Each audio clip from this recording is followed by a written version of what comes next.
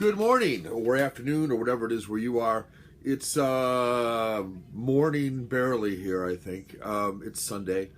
The rest of the family, except for one of my sons, is at my daughter's soccer tournament in Harrisburg, Pennsylvania. So they get up early, 6 o'clock. Left by 6:30, I believe. Got there by 7:30, quarter to 8, and stopped for gas and coffee and whatever the boys are drinking. So one of my boys and myself are here, and I thought, good time to catch up on my overview of my entire collection. Still on the Criterions. It's going to be a while on the Criterions because I do like to talk about them, and people seem to enjoy that. So let me continue to do that. These are the DVDs. Now we finished with the Blu-rays. The DVDs are interesting. A lot of these are not available on Blu-ray, which is why I still have them on DVD. This first one, Spine number 77. Not a ton of special features on it, but it does have a widescreen digital transfer approved by the director. The theatrical trailer, a restoration demonstration, new and improved English subtitle translation. They're always improving those subtitles. It appears. I don't know how what the deal is. This is Roger Vadim's "And God Created Woman," starring one of my favorite screen icons, I guess, Brigitte Bardot, gorgeous girl. This is, she was probably in her 20s here, married to Roger Vadim, I believe at this point. He was also her director. But yeah, gorgeous girl. Beautiful movie. This is in French with English subtitles, yeah. 2.35 to 1 aspect ratio, so it's going to look very much like a movie theater movie. And it's 92 minutes long, about an hour and a half, from 56. But Brigitte Bardot, absolutely gorgeous. And wish I had more of her on the Criterion Collection. I don't, but I wish I did. The next one has its share of controversy. These are alphabetical, more or less. I like this movie, but I'm not sure it belongs in the Criterion Collection. It's Spine number 40. I picked it up used for like $10, I think, or something. And I thought, well, why not? I think it might be out of print. I'm not really sure. But that's Armageddon. This is Bruce Willis. Have I got this movie right? Yeah. It's one with Bruce Willis in it. They hire him and a bunch of his no good ne'er-do-well oil rigging dudes to help basically go to where there's a giant meteor headed toward the Earth, and if it hits it, the impact will wipe us all out. So what they need to do is drill down into the center of this thing and explode it from the inside. There's no way to take care of it other than that. So I thought that was an interesting premise. It's actually not a bad movie, but it's the kind of thing that it's the kind of thing that doesn't necessarily feel like a Criterion movie, but I really like it.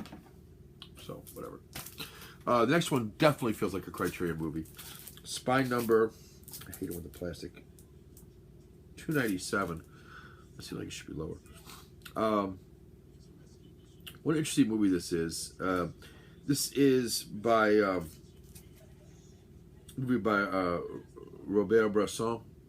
Robert Bresson. French, obviously.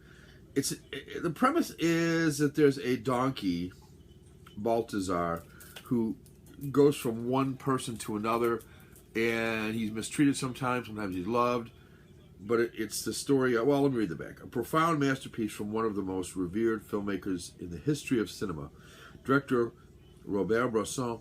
Hazard Balthazar follows the donkey Balthazar as he is passed from owner to owner, some kind and some cruel, but all with motivations beyond his understanding.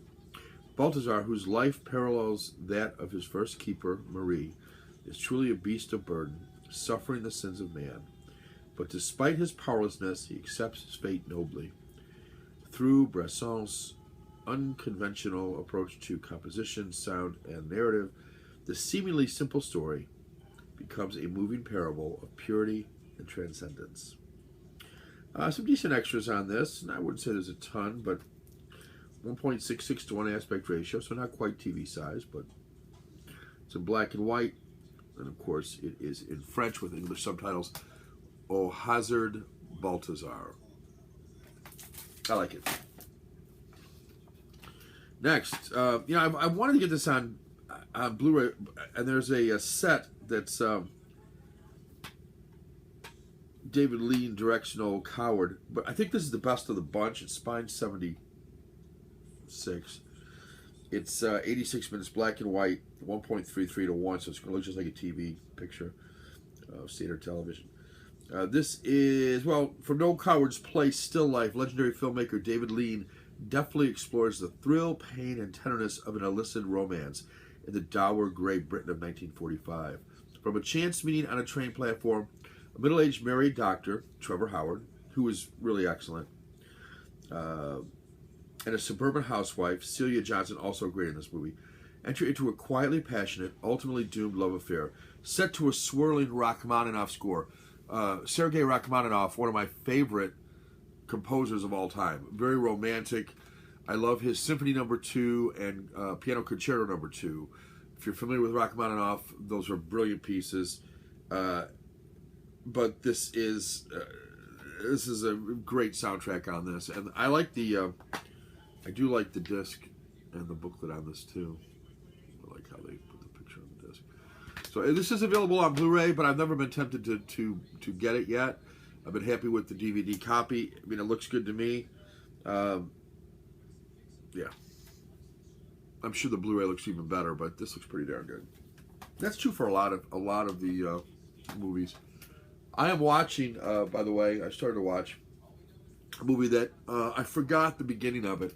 It's been so long since I watched it. It's sad that, you know, I know this movie well, but it's been so long since I watched it.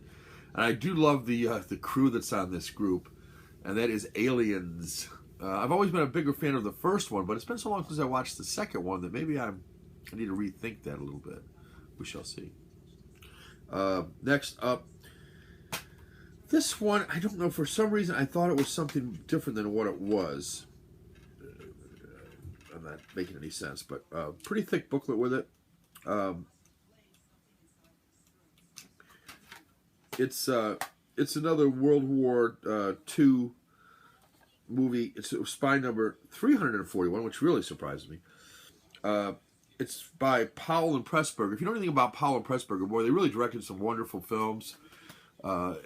Many of which I'll highlight and have highlighted already on the Blu-ray side of the house. But this one is called A Canterbury Tale. It's a World War II tale. I thought when I first heard the title that it was going to be a reenactment of the Canterbury Tales, if you're familiar with that. A group goes from point A to point, from one city to the other, and you hear stories of each one of the people along the way. This has some similarities to that, though. Powell and Pressburger's beloved classic, A Canterbury Tale, is a profoundly personal journey to Powell's bucolic birthplace of Kent, England. Set amid the tumult of the Second World War, yet with a rhythm as delicate as a lullaby. The film follows three modern-day incarnations of Chaucer's Pilgrims. So it does have a melancholy land girl, a plain-spoken American GI, and a resourceful British sergeant, who are waylaid in the English countryside en route to the mythical town and forced to solve a bizarre village crime. Building to a majestic climax that ranks as one of the filmmaking duo's finest achievements. Yeah, it's a classic movie. The Tales in a Canterbury Tale has acquired a following of devotees passionate enough to qualify as pilgrims themselves. You've got the restored digital transfer, audio commentary by film historian Ian Christie, excerpts from the American version with Kim Hunter, optional English subtitles for the deaf and hard of hearing. Yeah, I would put the subtitles on and did. New video review. Actually, this is in English. This is in English. It's British, so it's in English. This too has a new interview with actress Sheila Sim. A Pilgrim's Return, a documentary about John Sweet. Canterbury Tale, a new documentary visiting the film's locations, and so on and so forth. So quite a few extras. 2 discs. Nice book. This is the thicker, DVD deal here. That's how they did the DVDs. So, Canterbury Tale. Next, if there ever was a movie that Alfred Hitchcock should have made, it's Charade or Charade. I can't remember if I have the better copy or the worse one. There's supposed to be a better copy and a worse one. Maybe somebody else can remind me. This got a digital transfer, audio commentary, blah, blah, blah. 114 minutes in color, monaural, 1.85 to 1, spine 57. Stanley Donen's film, Cary Grant, Audrey Hepburn, Charade. Very Hitchcockian. Very much like a Hitchcock film. A trio of crooks relentlessly pursues a young American, Audrey Hepburn, through Paris for the fortune her dead husband stole from them. The only person she can trust is a suave, mysterious stranger, Cary Grant. These two are great together, Cary Grant and Audrey Hepburn. They really are. This is from, what year did I say? I did 1963, it looks like. Yeah. But what a film. Great film. I have the yellow one. There's two different colors. I think the other one was blue, maybe? Or red. I can't remember. I don't know. Someone remember what I can Google it after I'm done, but anybody remember what the difference between the two versions are? Well, one is supposed to be better than the other. Next. Spine number 75. It's sort of amazing. This one is on Criterion Collection, and for some reason I took the booklet out and I gotta find it. I don't know what I did with it. I think I know where it is. I took it out at one point. I had all my booklets in one spot. I thought that was a good idea at one point in time. It's not, but I do have the booklet. It's a different movie. Kevin Smith's Chasing Amy. I really like this one. Got a nice cast with it. I like the cast. You've got Ben Affleck, isn't it? Joey Lauren Adams, who at one point I think was Kevin Smith's girlfriend. Jason Lee is great in this. And of course you've got Silent Bob and Jay too in here.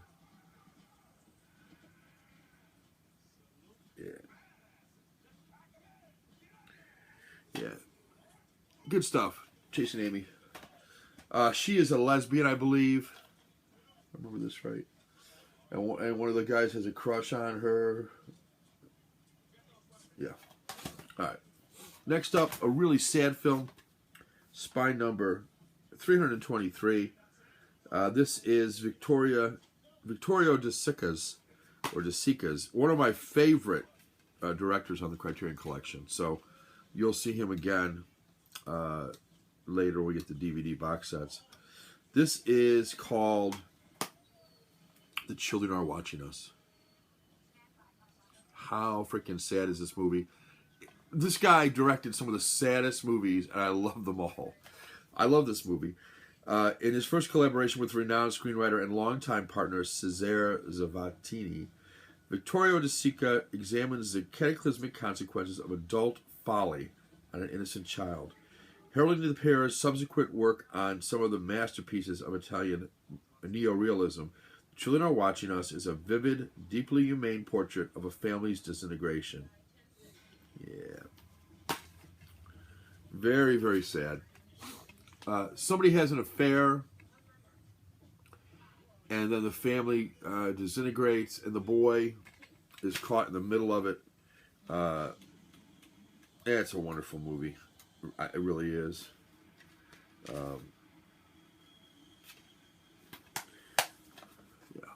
Post-World War II, Italy. Highly recommend The Children Are Watching Us. I don't know if this ever made it out to Blu-ray, but I'm happy with the DVD. There's another one I'm happy with. I saw this when I was a kid and loved it. It had this fairy tale typeness to it. It's spine number 214. William Dieterle's The Devil and Daniel Webster. Great performances in this. Of course, you may know the story. Jeb Stone, who runs across hard times, says, "Man, I'd do anything. I'd sell my soul to the devil for some success." Devil shows up and says, "I'll take you up on that. Why don't we sign this? And I get your soul after so many years of success." And he signs it because he's stupid. And then he ends up having to hire Daniel Webster to try to argue the case in front of a jury that he should be able to keep his soul, as stupid as he was. Great performances all the way around in this one. Yeah, this is tons of special features. I forgot how many special features were on this. This is from a short story called "The Devil and Daniel Webster" by Stephen Vincent Benet. There's audio commentary by a historian, comparison between this and the earlier preview version of the film, which was called "Here's a Man," so on and so forth. The music of Daniel Webster. A lot of good stuff on this. Next, definitely out of print, Spine number 97, 2-disc. I'm happy to have this. They came out with a Blu-ray, but and the Blu-ray's fine, and I own the Blu-ray, but I still held on to this one for tons of reasons. And that is Spike Lee's "Do the Right Thing." Boy, what a harrowing film that depicts the heat and the effect that heat has on people in a is this L.A.? I think probably L.A. I'm almost positive it's L.A. Oh, it's Brooklyn. I'm sorry. It's the hottest day of the year. And it explodes in this vibrant look at a day in the life. What was I thinking? Brooklyn Dodgers, yeah. Yeah, it's in Brooklyn. Bedford-Stuyvesant neighborhood, which is obviously notorious for problems, I guess. Bed-Stuy. The next one.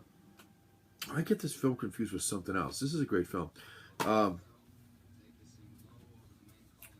It's I can't remember. I confuse this with another one I have that's on Blu-ray sometimes. Great movie though. It is from some of these Japanese names. Nagisa Oshima. It's called Empire of Passion. I first was attracted to the cover of this thing.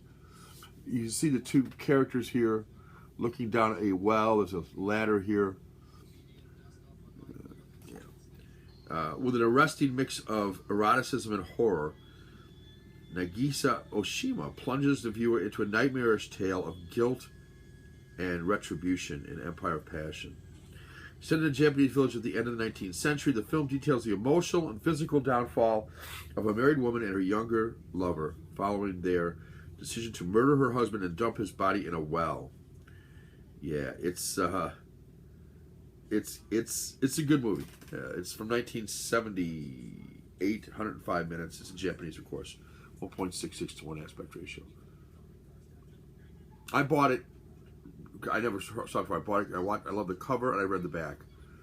And I also got this one used. A lot of these were used. Anytime you see any kind of, like this booklet is, or this insert is kind of worn at the bottom, especially where it seems to be sticking out a little bit. It's probably because I got it used, and that's certainly the case with this disc. Probably an FYE. I'll probably pay $10 for that. Last, a film that was highly recommended by Jesus, which is J. Mal. And I've watched this thing I don't know how many times, and I still don't understand it. It's a film by Luis Buñuel. I always have trouble with that name. Called The Exterminating Angel. 2 discs, this time in this kind of a case, which I actually sort of prefer, I think. Then you've got a pretty thick booklet here. Bunch of rich snobs come to a dinner party, and they can't leave. Can't leave. Can't leave an invisible border that seems to be at the room. Don't know why they can't leave. They just can't do it. They try to leave, and they can't leave. It's not like they run up against a barrier. It's that they just can't get past it for some reason. They try to dig a hole through the wall. They slaughter a lamb at one point for food. They're there for quite a long time. The ending is confusing at the least. I really liked it, though. 4:59, 93 minutes, black and white. Let's see what it says. A group of high society friends are invited to a mansion for dinner and inexplicably find themselves unable to leave. That's true. In this daring masterpiece. The Exterminating Angel, made just 1 year after his international sensation Viridiana, this film, full of eerie comic absurdity, furthers Buñuel's wicked takedown of the rituals and dependencies of the frivolous upper classes. Yeah, he's not a big fan of the upper classes, of the rich, so he degrades them wherever he can. All right, that's part one of the DVDs. I'm going to pause it. It's 20 minutes. I'm going to pause it and go on to the next section. This was half of a shelf. Now I'm going to do the, when I say a shelf, I mean like from here to, from here to here. So it's about 20 movies. 1, 2, 4, 6, 8, 10, 12, 14, 16. About 20 movies roughly. We just did 2, 3, 4, 5, 6, 7, 8, 9, 10, 11, 12. So it'll be that many and that many more. So I'll be right back. Okay, back with another, with that shelf that's empty there now. You see behind me, right there. First up is another double disc. This one from Orson Welles, one of my favorite directors of all time, for many, many reasons. But this one is such an odd freaking movie. Spine 288 is it a documentary? Is it a movie? What the hell is it? And I'm talking about F for Fake, Orson Welles. He talks about, he wants to show some of the charlatans who pull the wool over people's eyes throughout the years, whether they be people who faked paintings, whether they be magicians, whatever they might be. So, trickery, deceit, magic. In Orson Welles' freeform documentary, F for Fake, the legendary filmmaker and self-described charlatan gleefully engages the central preoccupation of his career, the tenuous line between truth and illusion, art and lies. Beginning with portraits of world-renowned art forger, some name, and his equally devious biographer, Welles embarks on a dizzying cinematic journey that simultaneously exposes and revels in fakery, fakers of all stripes and all kinds. Not the least of whom is Welles himself. Charming and inventive, F is for Fake is an inspired prank and a searching examination of the essential duplicity of cinema. Yeah, great stuff. Great extras on this. There's an 88-minute documentary about Welles' unfinished projects, which, Orson Welles, as far as I can recall, in the history of his cinematic life, only directed one movie in his life that wasn't butchered by the studio, and that is Citizen Kane. Every other movie, now he took a long time. His editing alone took way too long, probably. And so theaters or movie companies got very impatient with him and needed to speed him along in some cases. Or they thought his movie was too long and it wouldn't play well for fans, so they cut it. And a lot of the stuff they cut is no longer even available. You can't even find it anymore. So, anyway, F for Fake. Good stuff. Let's see here. Yeah.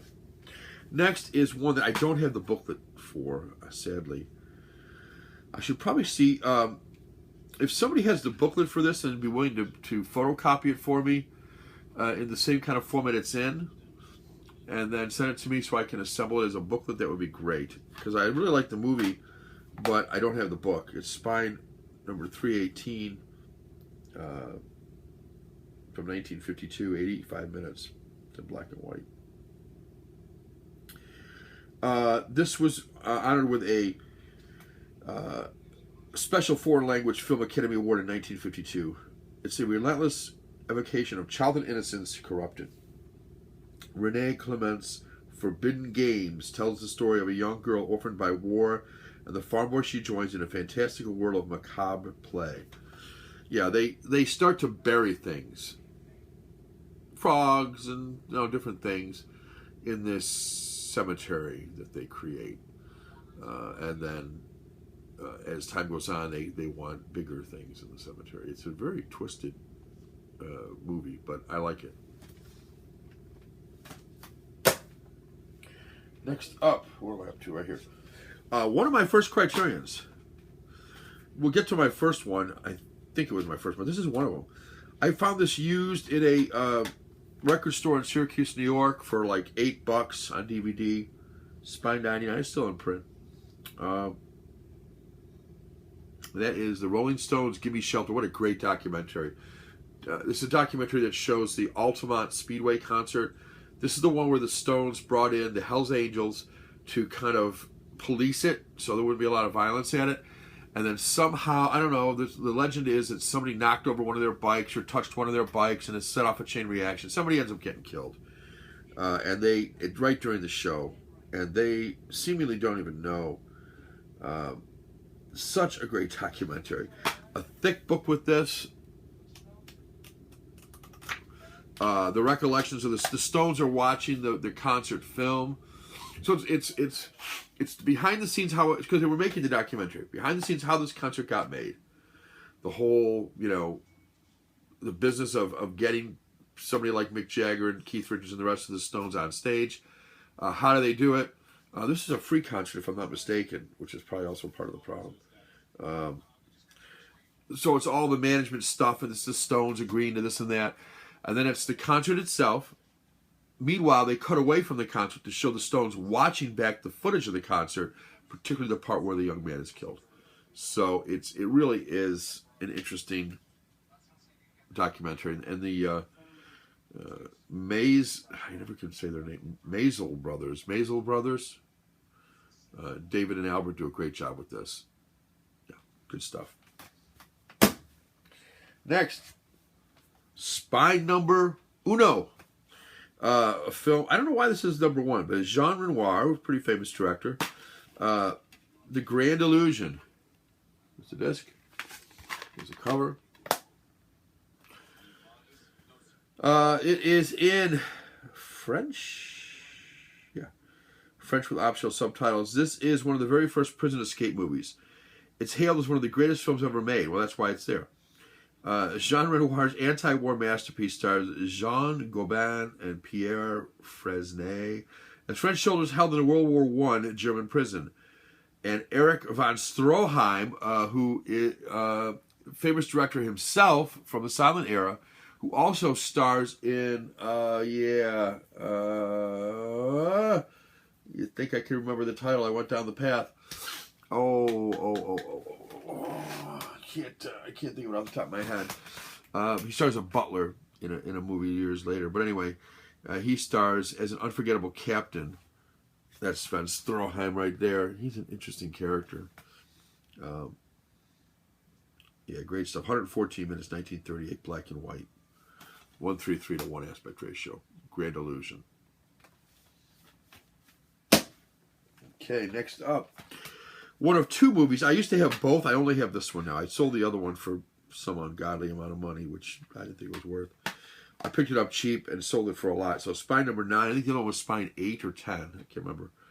This one is Hard Boiled. John Woo's Hard Boiled. Great movie. The other one was The Killer, which is also a great movie. Part of me wishes I still had it, and part of me is glad I sold it. Because I got a lot of money for it. I don't remember if I got $100 for it or what. It was out of print and hard to get. This one's out of print too, but for whatever reason, the other one seems to be more the one that sells. I thought this was just as good. Violence as poetry, rendered by a master, brilliant and passionate. John Woo's Hard Boiled tells the story of jaded detective Tequila Wen, I guess, played with controlled fury by Chow Yun-fat. Woo's dizzying odyssey through the world of Hong Kong triads, undercover agents, and frenzied police raids culminates unforgettably in the breathless hospital sequence. More than a cops and bad guys story, Hard Boiled continually startles with its originality and dark humor. 1992, 126 minutes. It's in color. It's in Cantonese, of course. Yeah. Filmed in Hong Kong. There's trailers for 11 different Woo movies that took place in Hong Kong. One of my favorite documentaries, not just in the Criterion Collection, but of all time, and with a very thick booklet. How can you not love this movie? I have it on DVD. It's out on Blu-ray from 1994. Story of two boys who it takes them through a 5-year period. That the filmmakers identified two guys who had a shot at the NBA. William Gates and Arthur Agee. They follow them through like late middle school, through high school, and into college, something like that, or maybe it's early college, or early high school into college. I can't remember, but it's 5 years of their life, and they grow up a lot. It shows their families, their hopes and dreams. Hoop dreams are set on the NBA. If they can get the NBA, boy, they can have a life that they always wanted. And you learn that it's not easy to make it in the NBA. You could be super talented, the star of your town, and it doesn't mean you're gonna make it easily. So you may not know those two names. You'll have to watch the movie to see if they make it into the NBA. Obviously, they never became big stars, but will they make it into the NBA? Will they even warm the bench? That's the question mark. And it's spine, like I said, 289. Hoop Dreams. Highly recommended. Highly recommended. As much as I highly recommend this film, a film by Akira Kurosawa, Spine 221. They say this is out on Blu-ray, and I probably should get it on Blu-ray because I really love the film, but I don't know. I haven't done it yet. Love this movie. They say that Akira Kurosawa doesn't do intimate type stuff as well as he does big, epic things. But I don't know. I think he did a pretty damn good job with Ikiru by Akira Kurosawa. Man is dying of cancer. Tries to tell his relatives, and they don't want to hear it. His dream is to somehow impact the world and leave a mark behind. And great scene there with him on a swing in the snow. Beautiful, beautiful movie. Touching. What's it say about it here? Considered by many to be Akira Kurosawa's greatest achievement, it might be. Akira, which means to live, presents the director in his most compassionate, affirming life through the exploration of a man's death.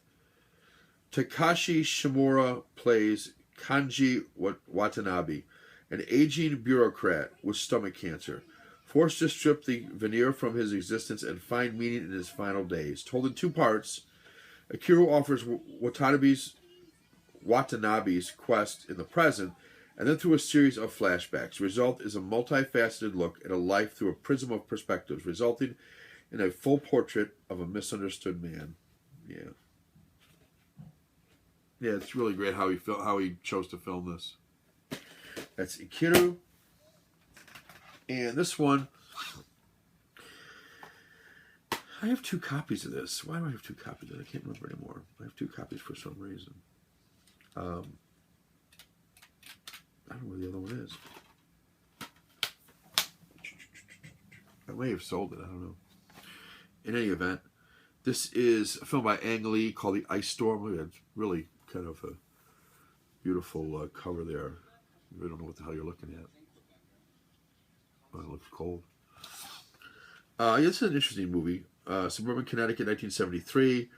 When the Watergate hearings blast from the TV, the wayward Hood and Carver families try to navigate a Thanksgiving break, seemingly with unspoken resentments, sexual experimentation, and cultural confusion. Yeah, Sigourney Weaver's in this. Joan Allen, Kevin Kline, Elijah Wood, Christina Ricci, Tobey Maguire, Katie Holmes. It's one of the finest film of the 90s from 1997, 113 minutes long. It was a director-approved special edition on 2 discs. There's Mr. Nixon. Okay. Yeah, I highly recommend The Ice Storm by Ang Lee. Next, another movie I would recommend. This one interesting because it's got 2 different versions of the same movie. Though for my money, the one from 19... which is the better one here?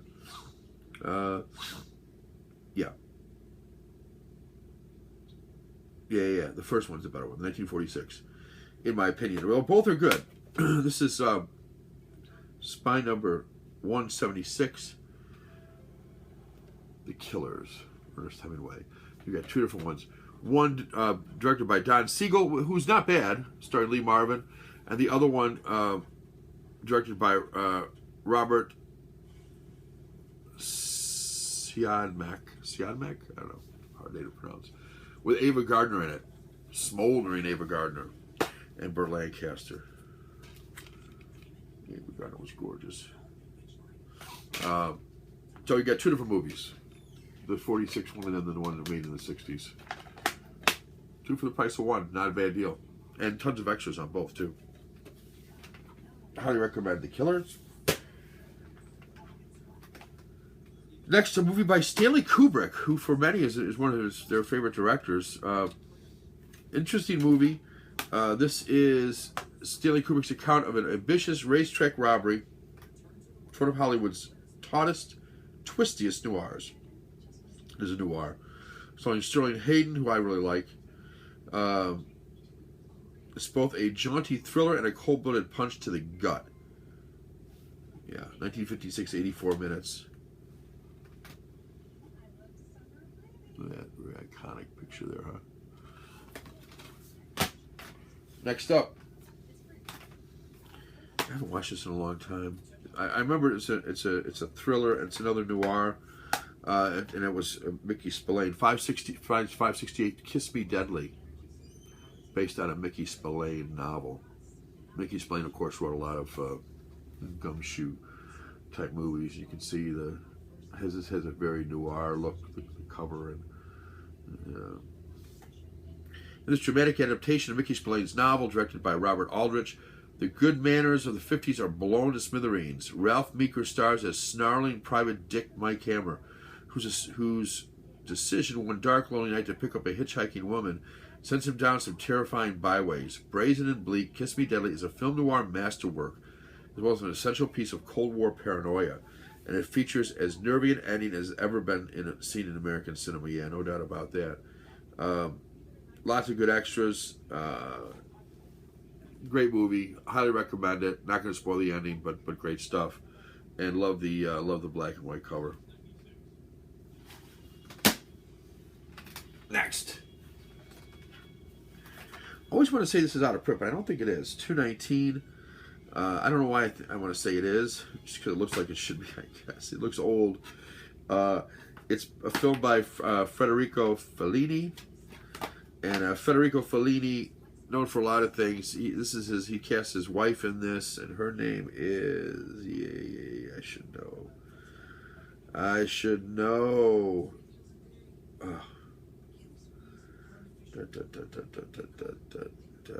Yeah, Giulietta Messina.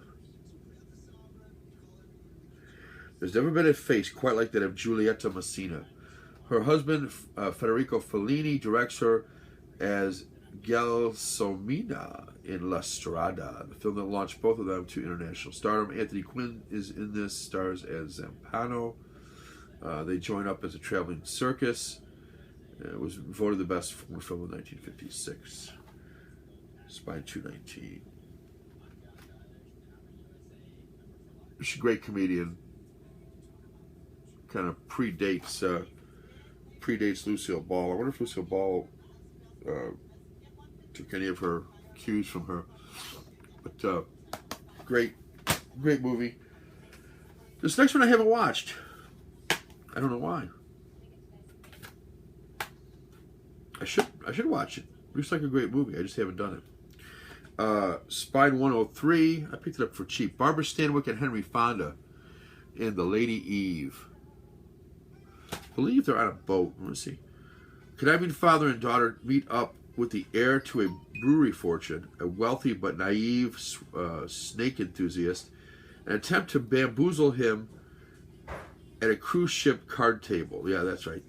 The plan is quickly abandoned when the daughter falls in love with their prey. But when the heir gets wise to her gold-digging ways, she must plot to reconquer his heart.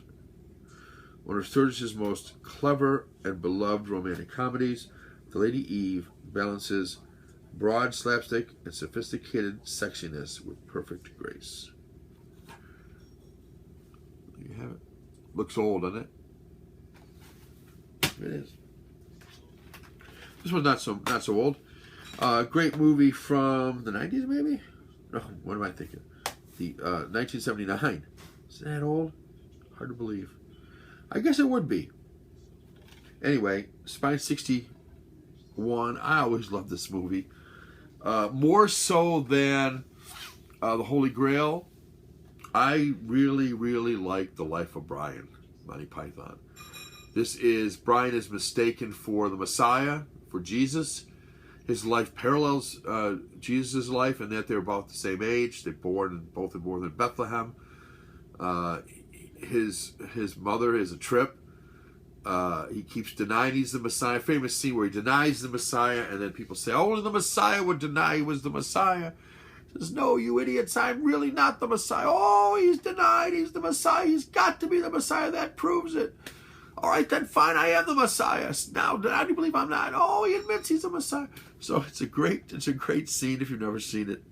I recommend it. There shows all the people who are starring in this thing. There's just a boatload of people in it.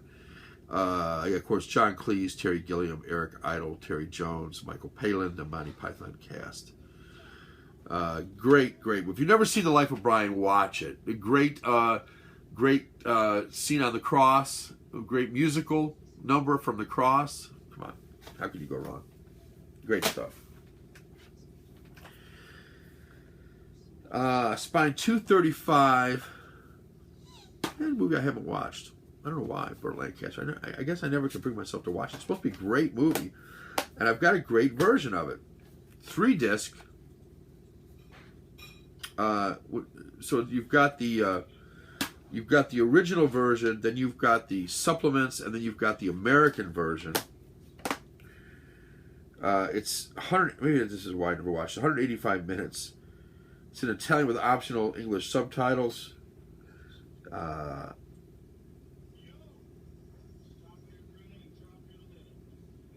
And it is Burt Lancaster as, I believe it's the leopard, but it could be the leopard. I think it's the leopard. It's got to be leopard, right? Making this long-awaited U.S. home video release, Luciano Visconti's The Leopard is an epic on the grandest possible scale. It recreates with nostalgia, drama, and opulence the tumultuous years of Italy's resurgence, when the aristocracy lost its grip and the middle class rose and formed a unified democratic Italy. Yeah, Lancaster stars as an aging prince. Yeah, it's good stuff. Interesting cover. I need to watch this. It's one of those movies I've never watched. This one I've watched a bunch of times. I haven't opened this particular version. I picked it up at Walmart, of all things. Still the Walmart sticker on it. I'm going to remedy that right now. I'll take that Walmart sticker off before I show it.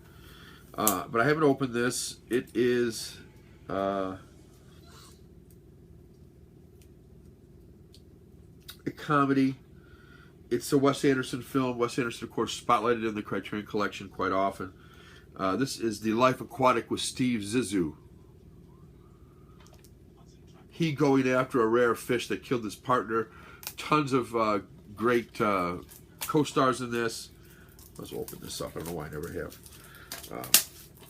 I don't have too many Criterions that aren't open, especially DVDs. I have a few Blu-rays that are out of print that I purposely haven't unwrapped yet. And not even many of those. This comes without a booklet, just a plain disc. The Life Aquatic with Steve Zissou. Bill Murray. So we got special features on it though. It's a comedy. I didn't think it was rip-roaringly funny, but I thought it was interesting. Next. For some reason I got a sticker on this one too. That's easy to take off. I got this one used at FYE for probably $8 or something.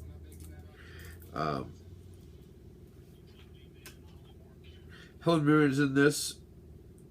as is Bob Hoskins in his breakthrough role. I thought this was a really good movie. The Long Good Friday.